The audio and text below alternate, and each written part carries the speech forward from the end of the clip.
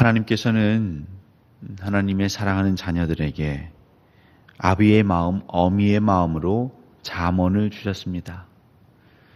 이 잠언의 말씀의 목적, 우리를 정직하게 지혜롭게 하시기 위해서, 공의롭게 정의롭게 우리의 삶을 다듬으시기 위해서 이 잠언을 주셨습니다.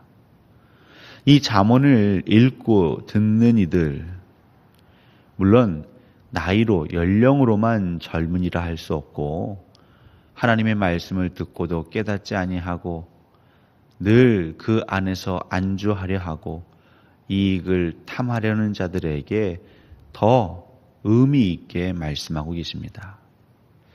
여러분, 젊은이는 어떠한 삶을 살고 있냐면요, 혈기로 살 때가 많죠. 젊은이들은 인생의 지혜가 없습니다. 우리 어른들은 오랜 삶을 살아오셨기에 어떤 어려움을 만나도 당황하지 아니하시고 그걸 차근차근 풀어내실 삶의 지혜가 있죠.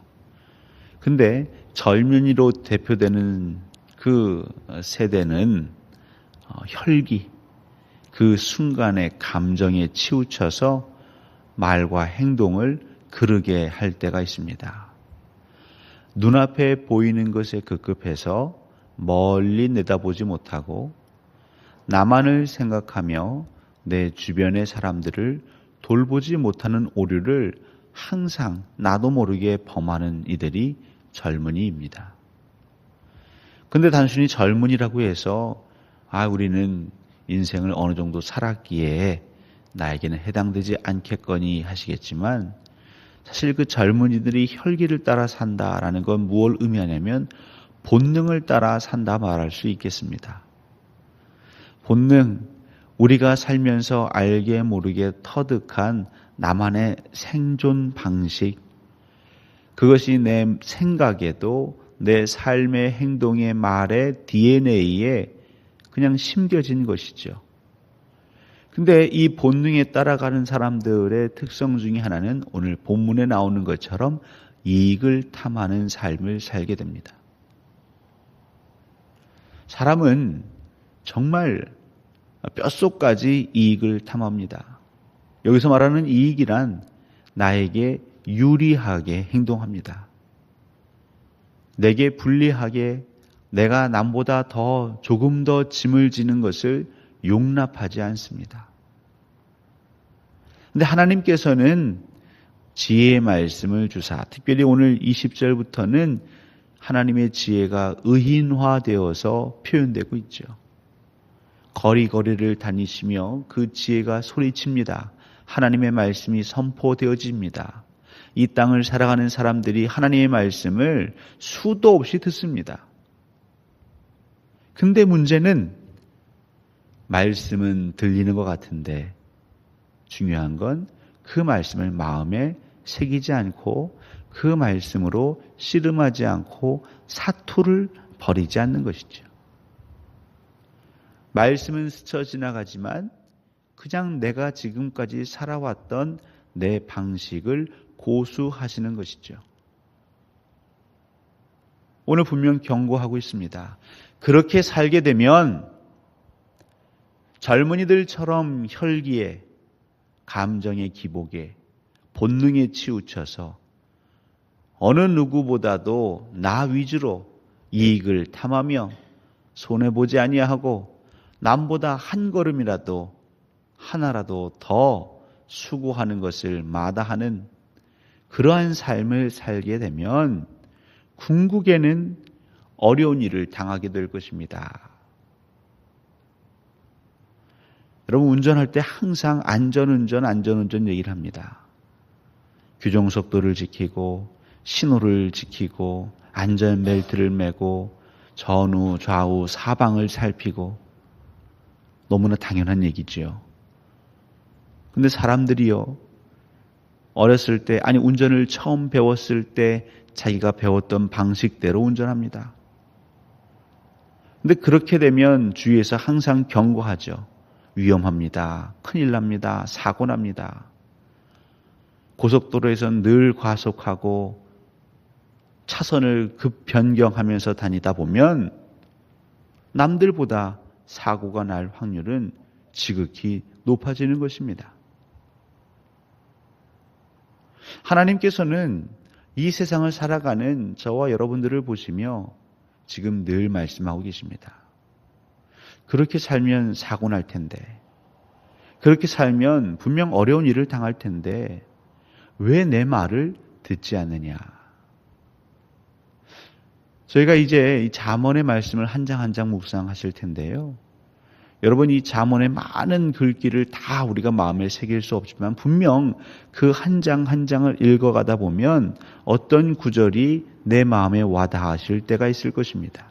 특별히 내가 이렇게 살지 못하는 그 구절, 바로 그것이 우리에게 주시는 하나님의 도전 과제요, 하나님의 숙제인 것이죠. 이제부터 잠언을 읽어 나가면서 여러분들이 하나님, 제가 이 말씀대로 살지 못함의 이유는 무엇입니까? 분명 이것이 하나님의 말씀이요, 이 말씀을 따를 때 내가 정의롭고 공의롭고 정직하고 지혜롭게 행할 것인데 제가 왜 이 말씀과 어울리지 않습니까? 여러분, 씨름하셔야 합니다. 말씀대로 사는 것은 상당히 어려운 일입니다. 국가대표 선수들이 큰 국제 대회를 앞두고 매일매일 훈련합니다. 자기만의 체력을 길러가고 또 그 운동 경기의 기술을 연마하는 것. 여러분, 그들은 국가대표 선수이고 평생을 운동을 했기에 그들에겐 쉬울까요? 절대 그렇지 않습니다. 매일매일 새벽마다 뛰고 산을 뛰고 체육관에 가서 무거운 그 운동기구를 들어 올리며 숨을 헐떡이며 구슬땀을 흘립니다. 우리는 영적인 국가대표 선수들이죠. 근데 만약 우리의 영적 삶이 편안하다면, 너무 괴로워서 막 탄성을 내지름이 없다면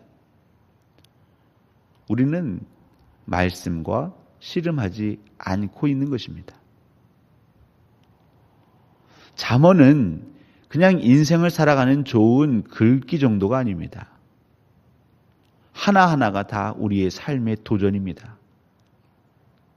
지혜로운 자와 지혜롭지 못한 자, 악인의 삶을 아주 분명하게 대비시켜 앞으로 계속 기술하고 있습니다. 여러분, 선택하셔야 합니다. 여러분은 지혜로운 자로 살고 싶으십니까? 악인의 길을 걷고 싶으십니까? 오늘 1장에서는 그 악인의 길을 선택하는 것 역시 하나님 우리에게 주신 자유입니다. 하지만 그 결과에 대해서만큼은 우리가 책임을 져야 합니다. 성경 어디에도 예수 믿은 연한과 구원, 예수 믿은 연한과 지혜를 연관시키는 건 없습니다.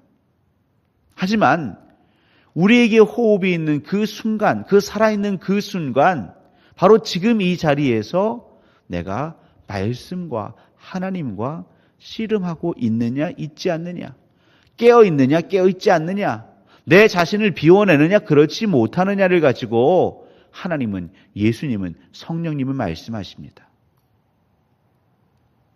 가끔은요, 내가 지금까지 살아왔던 삶의 패턴, 신앙의 경험들이 때로는 여호와께로 나아가지 못하는 걸림돌이 될 수 있고요. 그렇다면 그것마저도 우리는 내려놓을 수 있는 과감한 용기가 필요한 것이죠. 젊은이들은, 이익을 탐하는 자들은 세상의 경험, 이 세상에서 내가 쌓아 올렸던 경험으로 살아가는 것입니다. 여러분, 신앙생활, 믿음생활도 알게 모르게 내 방식만의 노하우, 나만의 색깔이 있죠. 하지만 그것이 다 옳다라고 할 수는 없습니다. 우리의 기준은 말씀입니다. 성경, 특별히 잠언, 우리의 일상의 삶에 굉장히 밀접하게 표현되는 잠언의 말씀을 통해서 저와 여러분들이 지혜 있는 자 되기를 원합니다. 여호와를 경외하는 자 되기를 원합니다. 여러분, 여호와를 경외한다라는 것은 여호와 앞에 납작 엎드리며 하나님의 말씀이라면 만사를 제쳐두고 그 말씀에 따르는 것이 참 경외입니다. 여러분, 이 시대에 그런 그리스도인이 얼마나 있습니까? 하나님의 말씀이라고 들려질 때에 그 고기 낚던 어부들이 자기들의 고깃배와 그물을 내려놓고 예수 그리스도를 따랐다는 것처럼 다 내려놓고 하나님의 부르심에 응답하여 살아가는 그리스도인이 과연 몇이나 될까요? 이 새벽에 한번 물어보십시오. 하나님, 저는 어떨까요? 이 새벽에 기도 중에 하나님 만났는데 하나님이 내게 원하시는 것이 있다 말씀하실 때 여러분, 그 하나님 말씀에 바로 즉각적으로 순종하실 수 있겠습니까? 그건 연단이 필요합니다. 우리가 말씀하고 씨름하지 않으면 내 안에 있는 본능을, 내 안에 있는 이익을 탐하려는 나 자기 중심의 이 삶을 말씀으로 늘 쳐서 복종시키지 않으면 여러분, 하나님 나타나셔도 성령님 임하셔도 우리는 순종하지 않습니다.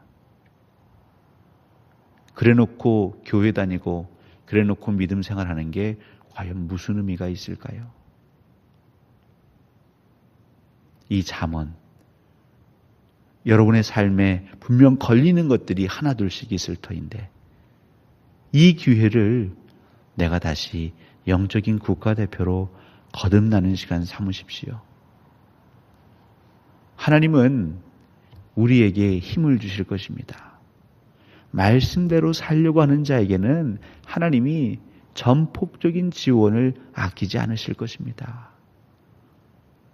지금까지의 삶도 여러분 하나님께 의탁하셨다면 지금 이후부터의 삶은 온전히 모두를 통틀어서 그냥 하나님께 내어드리십시오. 하나님이 여러분의 삶을 챙기지 않으실 분처럼 여러분 느껴지십니까? 우린 믿습니다. 자비하시고 인애하시고 전지전능하신 하나님을 믿습니다. 그 믿음을 우리의 삶으로 우리는 표현해야 합니다. 증거해야 합니다. 이 말씀을 통하여 여러분의 삶에 하늘의 지혜가 넘치고 여호와 경외함이 내 말과 혀에서 내 삶에서 가득 차고 넘치시기를 우리 주 예수 그리스도의 이름으로 간절히 소원하고 축원합니다.